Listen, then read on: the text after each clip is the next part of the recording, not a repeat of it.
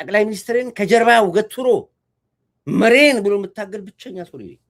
በኮንፊደንስ መሬን እስከሞት ድረስ ብዬ በኩራት ይዤው የምታገለው ነው።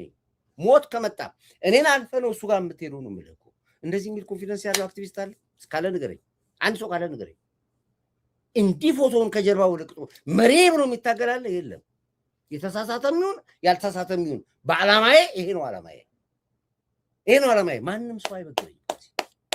ኢትዮጵያ ያለችው እሱ እጅ ላይ እንዳለ ስማቅ እጁ ላይ ኢትዮጵያ ያለች ፔሬድ። ወደድክም ጠላህም ምርጫ የለኝም።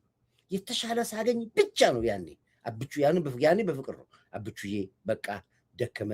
ሚስተር ኤክስ የሚባል እኮ እንዲህ አይነት አይዲያ እንዲህ አይነት ሀሳብ ይዞ ይመጣል። እስኪ እሱ ደግሞ ያስቀጥል በእርግጠኝነት ራዕይን ያሳካልሃል ብዬ የምለው ሰው ሲመጣ ያኔ በፍቅር አነጋግረዋለሁ። እንደናንተም እሱንም አፍሬን እየከፈትኩ አለም እኮ በዋቃ አፍ እየተናገርኩ አለ። በፍቅር ነው እሱን ማናገረው። እንትን እኮ ማንም አክቲቪስት አይመጥንም። ኧረ ተዋቸው። የባህል በላቸው። የባህል እንኳን ይጠቅማል።